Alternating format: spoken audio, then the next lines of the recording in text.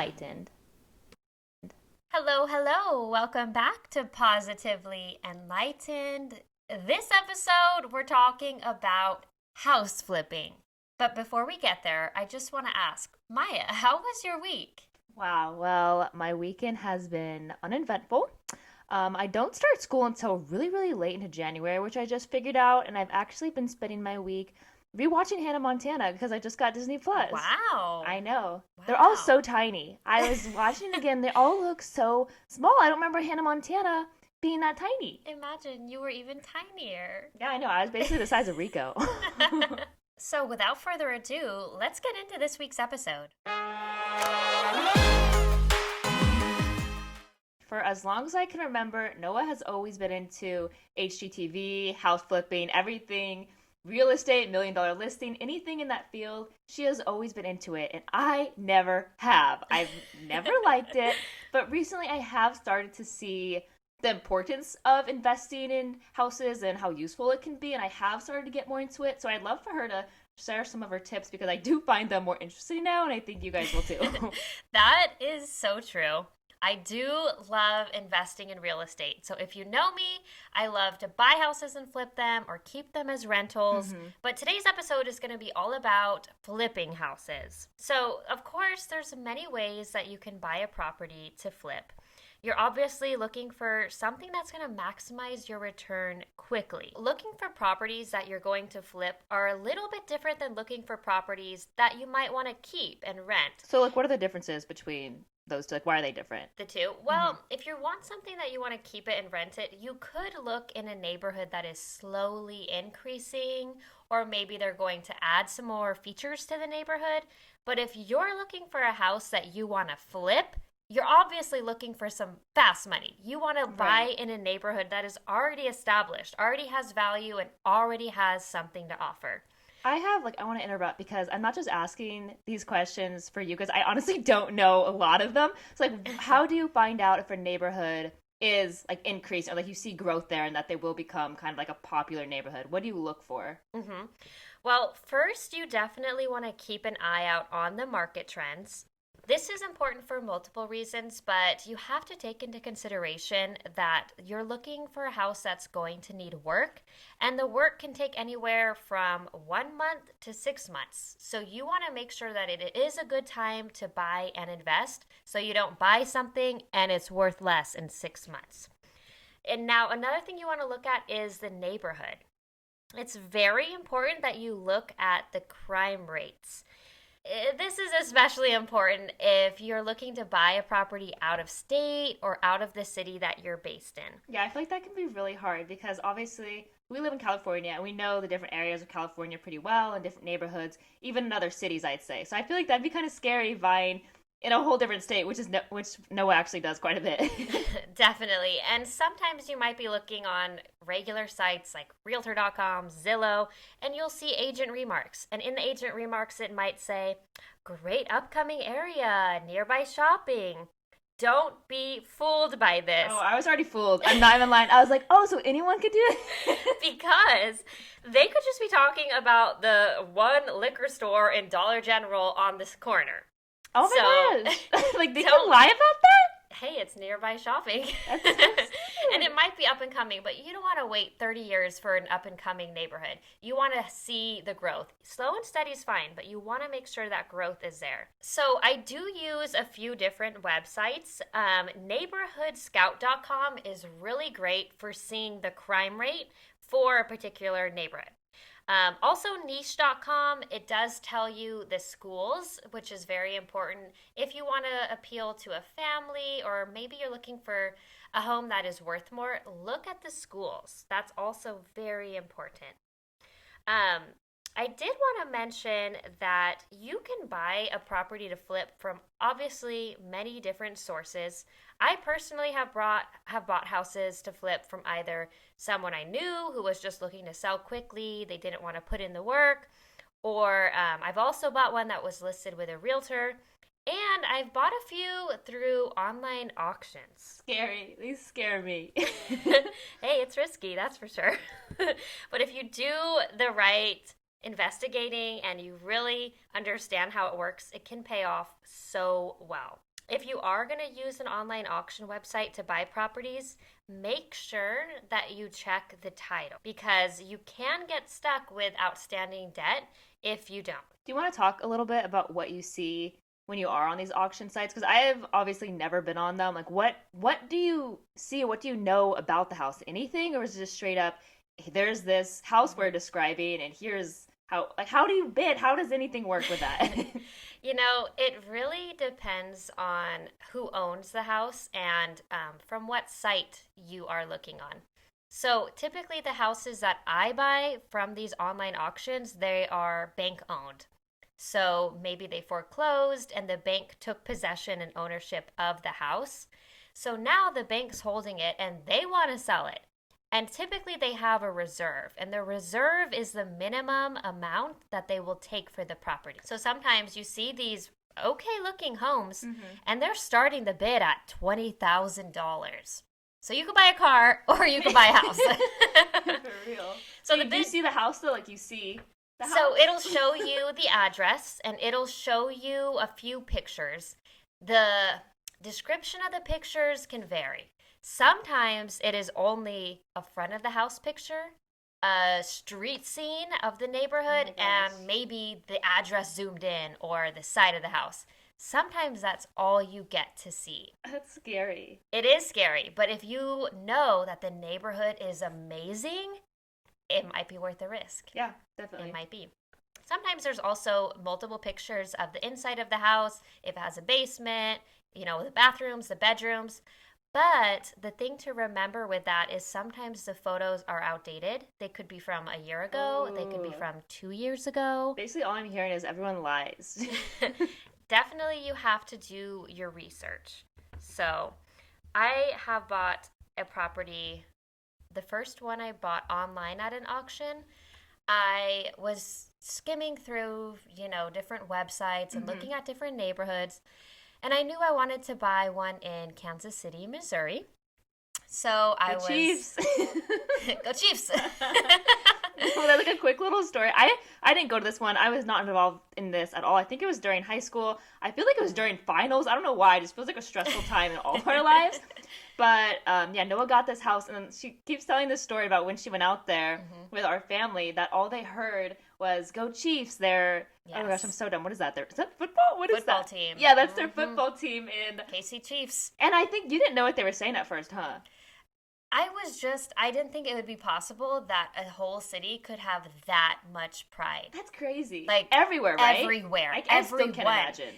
And I'm not exaggerating this. I would say maybe 50 to 60% of people would always have with them or on them some piece of clothing that was KC Chiefs. I love that for them, though. That is so cute. I was like, half their wardrobe must be KC Chiefs attire. You got your hat, you got your scarf. It was all over, baby.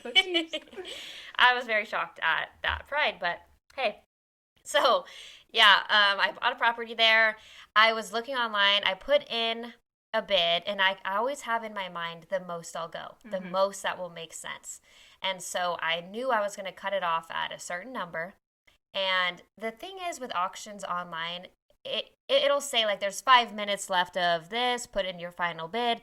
But if somebody bids when it's like 3, 2, 1, another bid, it gives you another 2 minutes. Oh, that's so pretty good. It can go on for a long time. There's been times where it's been like 45 minutes over the end of auction because people keep on bidding. Yeah. So I put in my last number, and then I was like browsing on another tab, blah, blah, blah, blah, looking around. And then I go back to it. I was like, oh, I never checked. Like, who won? And it was like, you won. Ding, ding. And I was like, oh, okay, I just bought a house. So that property I had not seen yet. And I do not recommend buying a house without seeing it. Do not do that. Live and you learn. Fortunately, there's just a door. This is what I'm picturing right now. Like you go to see the house, it's just a door. It could be. Fortunately, you do have a 30-day escrow typically, sometimes shorter. So I ended up flying out there maybe a week before I was going to close, and I wanted to check it out. But the other thing with auction properties is you don't always know if they're occupied or vacant. And if they're occupied, it's your responsibility to get them out. Oh my gosh. Yeah. But you can't do that until escrow closes and it's in your name. So I was there and I wasn't closing escrow for another week, but I couldn't tell if it was occupied. They had like no trespassing sign on the front door. Everything was locked and there was like blinds and blankets in the windows.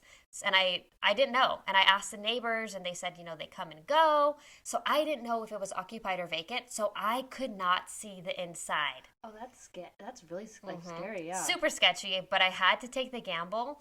And looking at the outside, it looked like it had good bones. The roof looked great, the siding looked good.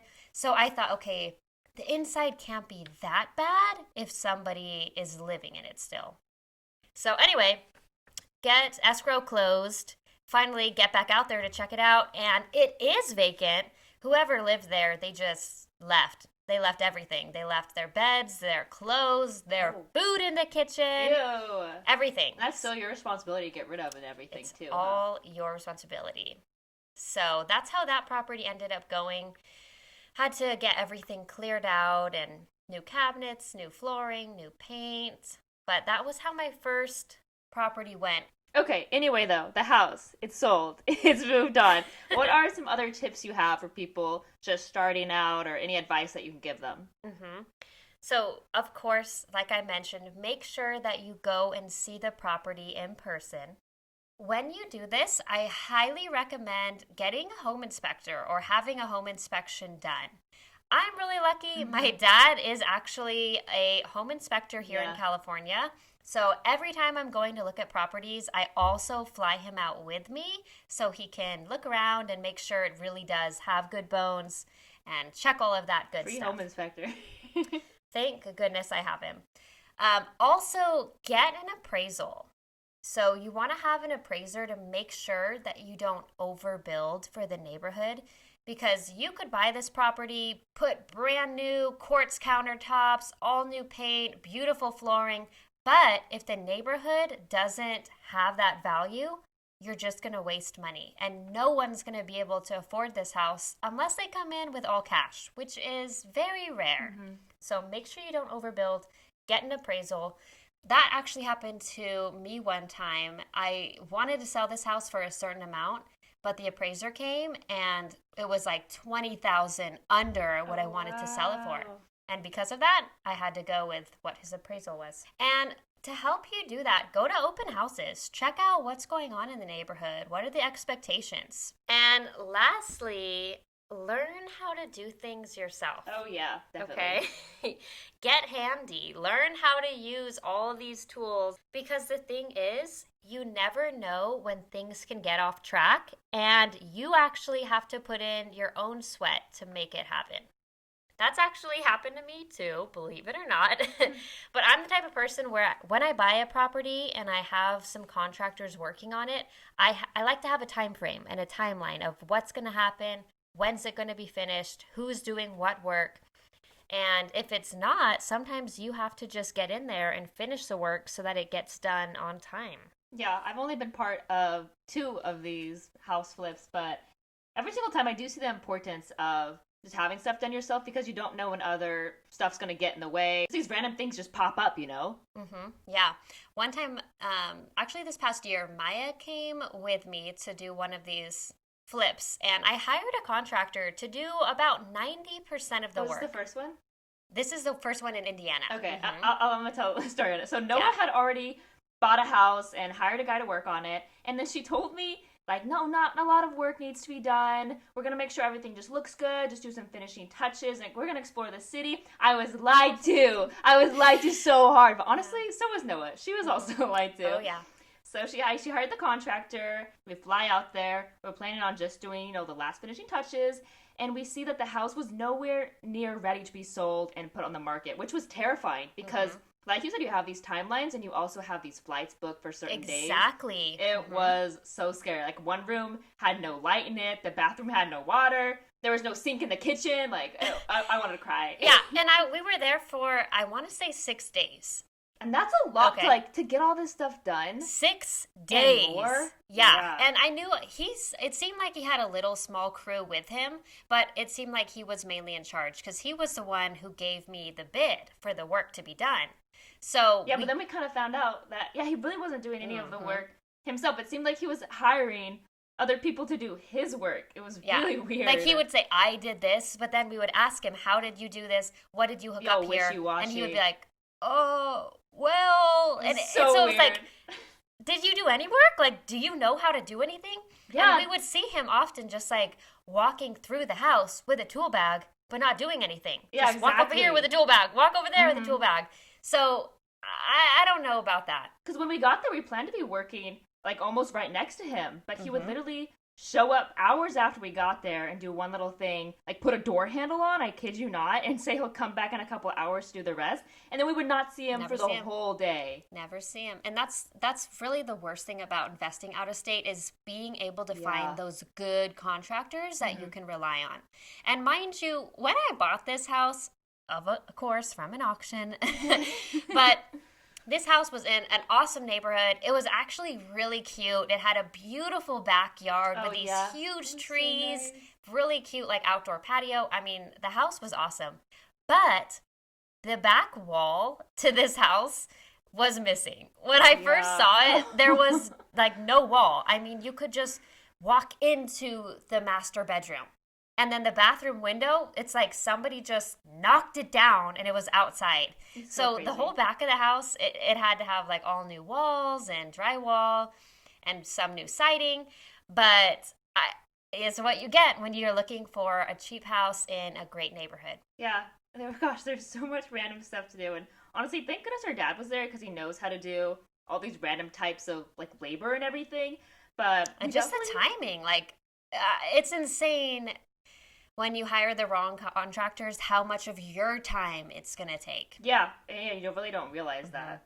So- But we didn't have the tools either, like to do this Yeah. efficiently Like I because we brought, weren't I planning on brought, it. I brought a small tool bag, something I was like, okay, well, I had my list of stuff that I knew I wanted to do. Mhm.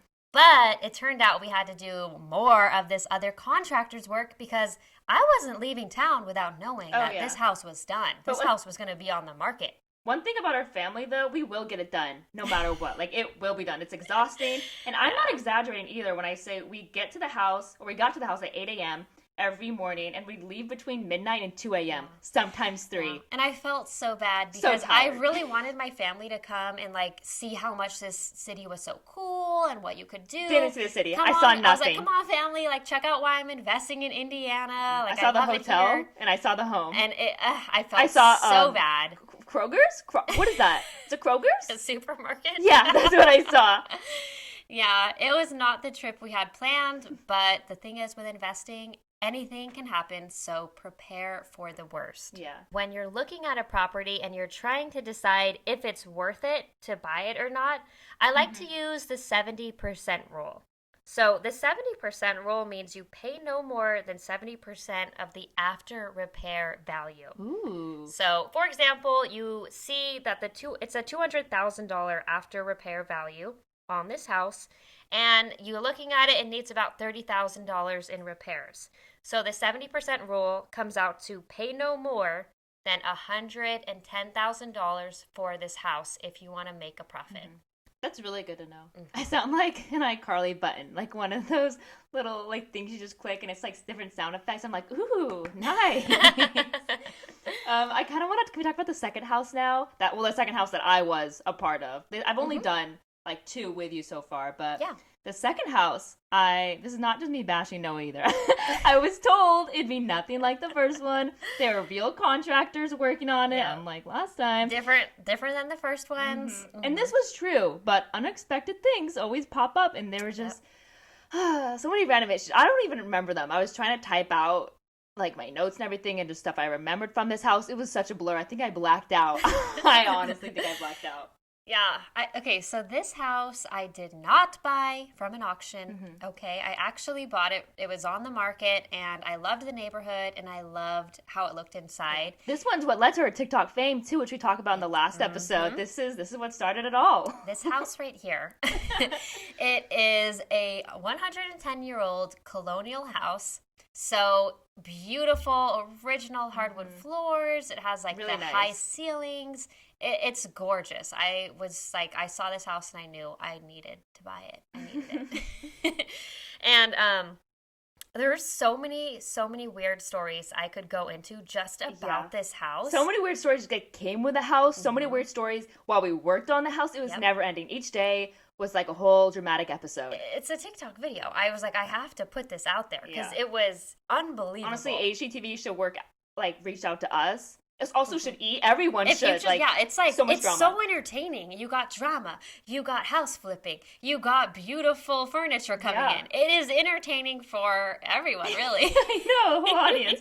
Except when you're trying to work on the house. Oh yeah, during it, it's not fun. I want to cry, but afterwards, like, hey, that was funny. Yeah. No, this was a house that honestly, it didn't need a lot of work. It really just needed to be brought more back to life. Yeah. So, I mean, we'd had some great contractors working on it compared to the last ones. There There were some was, scary stories though. Like I showed up days after Noah, and my mom flew out, and they had been working on it. So my dad and I got there and started working on it. And a few days in, this guy knocks on the door and says he's like encouraging people to take the census, or he's like doing something with census work. Do you remember that? yeah, And I don't really remember what he talked about with the census after, because what he told us was so distracting. He told me that not the previous owner, but the owner before them was his brother, I think, right? His brother? his nephew. His nephew. It was his Hmm. nephew. And his nephew's partner had died in the house that we were working on. Yeah. Sad and spooky. Super sad, but also spooky because we all got this vibe Oh, a yeah. little bit. Like when you would go, it was a two-story house, so you would go up the stairs, and there was this room to the right The that, room felt like it didn't belong. yeah, I mean, it was like small, like an office size room, but I don't know, something about it just felt like double take. Let me look twice Yeah, over there. each time. Every And it was time. so funny because we never really talked about it together. Like we all had Mhm. these feelings separately, and Yeah. then one of us mentioned it, and we were like, "You feel that too?" Yeah. Yeah, and all the bedrooms are upstairs. So like you'd have to go up there, turn off the lights. I was putting new flooring up there, so oftentimes you would be going up and down the Yeah. stairs. But every time Especially at it night was kind too. of creepy. Yeah, like the curtain and the wind, it would just be creepy, and that door would Yes. slam shut randomly. There was the door in this one bedroom. It didn't shut properly at the time. Like it was the original wood door, so it wouldn't like shut unless you twisted it, pushed Yeah. it close, and somehow it slammed shut when I was up there. And I get was people like, "Oh, the wind," and like, yeah, it could be, but it was pretty freaky. It would slam. it was so freaky because I thought Maya did that, and Maya Yeah, thought I did that, and I I was did. like, "What? Nobody did this?" And then you said something like jokingly, like, "Okay, like shut the door or something," and Yeah. I was like, "Okay, weirdo, you shut the door." Yeah. And I just ignored it and like kept painting and working on whatever I was doing. And then we were like, "Wait, you didn't do that?" It was pretty freaky. So yeah, the census guy comes and tells us his nephew's partner died in this house up above, which if you don't follow real estate that often, you might not know. Oh yeah, this is okay. Noah told me this tip. I know I'm kind of like making everyone wait, but it's good. Like I didn't know this. Okay, sure. Yeah, so if somebody died in the house more than 3 years ago, you don't have to disclose that. That is crazy. Mm-hmm. That's, Yeah. okay, what if I ask though? Then do you have like you don't can you lie? Is that allowed? Well, I don't. Like ethically, I get it's not right. Yeah, but I mean, could I you? wouldn't. I would if I knew. I wouldn't. Not you. Okay, fine. A bad realtor. What if I ask them? Like, was that legal if they lie to me? Well, there's so many bad realtors out there, unfortunately, that they might just want to get the deal closed. But personally, because I do think that there are spirits, I wouldn't do that to someone. Like, if you want to know, and I know that somebody died, I'll tell you. Yeah, creepy. Yeah. But also, it's not like we get this report of like, oh, this person died here, or we know. So if nobody tells me, Yeah, then you don't know I don't either. know, Mhm. and I can't tell you because I don't know this information. Yeah. Crazy stories just kept popping up with that house too, and Every neighbors. single day, Yeah. crazy story with Random this house. people kept stopping by too. I don't know, like our Yeah. door was open a lot because the contractors came in and out, but seriously, everyone felt really welcome just to walk right in and start talking to Yeah. us. Yeah, and it wasn't like nothing really bad happened. There was only one time that something bad happened, but it was this annoying contractor guy. All he was supposed to do was like paint resurface my tub for me, and he was on drugs, and he was He did some going illegal stuff too. He had like a crazy. fake business number thing too. Yep. Yeah, he gave me a fake, because I make sure that people are licensed now. Yeah. Like, I'm not playing around. A lot of people think Noah's just like, oh, this sir, you do the work. Like, she's not doing that. She's actually looking at people to make sure they're legit. Exactly. And so I make sure that they have a license, they're licensed and bonded, insured. And this guy said he like stole this business name from somebody else, was pretending to be them. It was all bad. So that was the only really negative thing with him. He was on drugs so much, he actually threw up on my porch steps in the middle of me firing him. He went outside and threw up. I think a day after this, or probably maybe 2 days. Yeah. But that was like the only negative thing. The other things were just bizarre, like really, really. Yeah, things just bizarre. Random things just kept popping up. And this is really random, but like I said, I feel like people think that Noah just buys random houses without doing research. Like, honestly, there's times when even I think people we're close to seem to be like, you sure this is a good idea? But, like, she puts a lot of research into it. She's a realtor herself, too, so she knows different things to look for. But I have a funny story to share that makes me kind of understand why sometimes people get the wrong idea and think that we're just kind of buying random properties, which I think you're going to know what I'm talking about. So during these house flips, we take frequent trips to Home Depot and Lowe's to rent tools or buy paintbrushes, just because sometimes it's cheaper to buy them instead of packing all this stuff in a huge suitcase. Anyway, after we're done flipping the house, we return everything that we don't need or that we didn't use. So Noah and I were doing returns after we finished up this house, and this guy in the line behind us asked what we bought all this random stuff for in the first place, because it looked like a mess. It was probably, like, I can't remember, but like maybe a toilet seat, paintbrushes, random tools, PVC, I don't know. Just stuff that would never go together. Right, yeah, it all seems completely random. And then he asked Noah, and she's like, oh, we're just doing a house flip, and we didn't know what we need. And it made us sound so dumb. It sounded like we were just like, oh, la la, we're strolling around Home Depot, might need this, like, random screwdriver, who knows? It made us sound so dumb. And I was like, I understand why we can come across that way, but it's not. She does so much research, I swear. It is so funny, and I feel like people never believe it, that, like, I'm really buying these properties, putting in work, and making sure that they're for profit. I agree. Looking at your Instagram even, it kind of seems like, I know some people that are like, oh, I'm making so much money flipping stocks and doing this, blah, stocks. I don't know how stocks work. And I'm always like, yeah, sure you are. You made like 2 cents, buddy. You're not a huge investor guy now. But I think people, like, looking at your Instagram might be like, oh, yeah, she bought that house. I'm sure.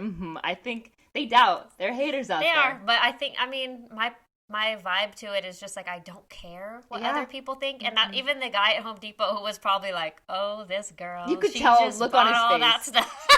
Like, no, baby, there was a reason.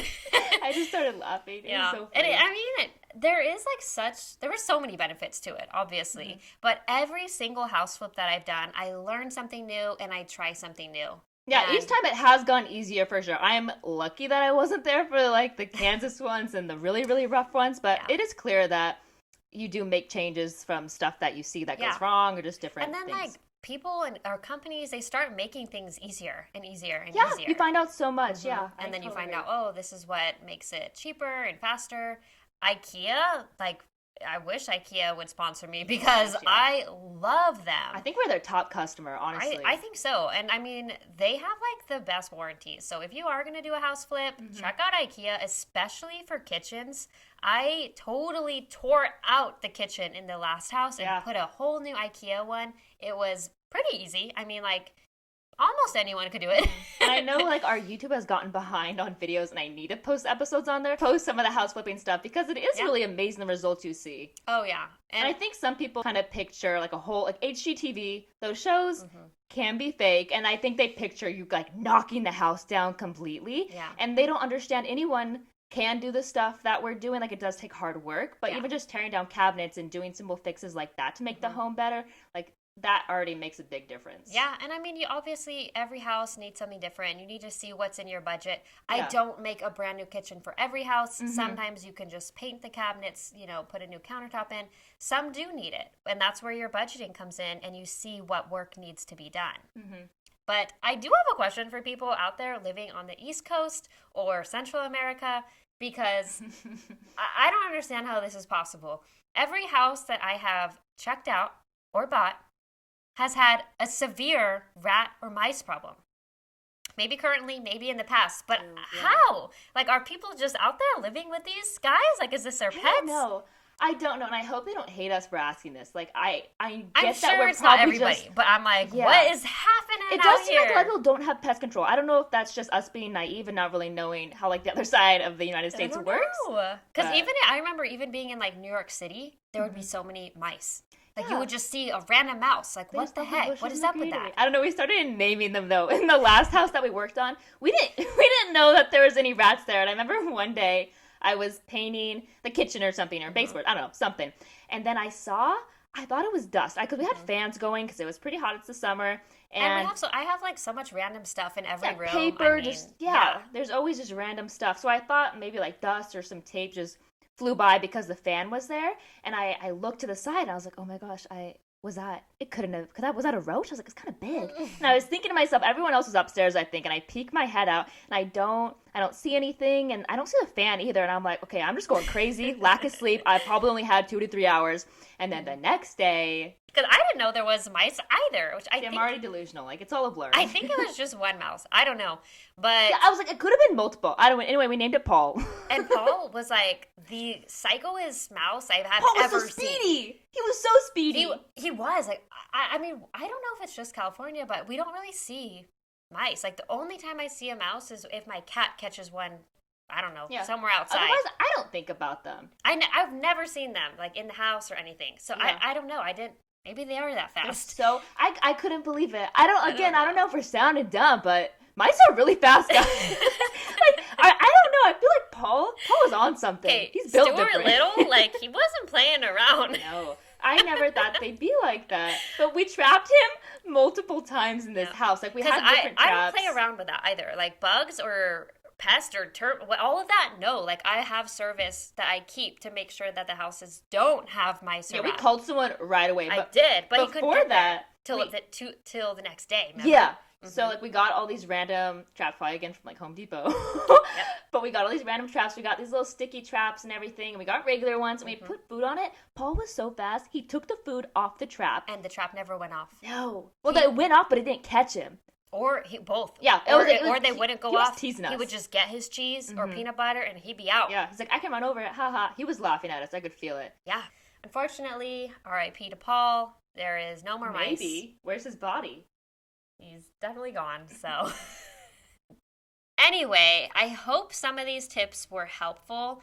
And I'm really very picky on where I invest, what I invest in. If you follow these tips, when you do buy a house, you should be making a minimum of $10,000 on your house flips. Definitely more, but a minimum of $10,000. So I really hope that helps. Of course, we want to end our episode with our favorite review of the week. This review comes from Sunshine Manson. It says, I always listen to podcasts while I get ready in the morning, and this one is my new go-to. So light and fun and easy to listen to, and with great topics. I look forward to it every morning. So cute! Thank you so much for these awesome reviews. I love reading them. And again, we'll be reading our favorites each episode, so go leave one and show support, subscribe. We just love reading them so much. Thank you. Bye.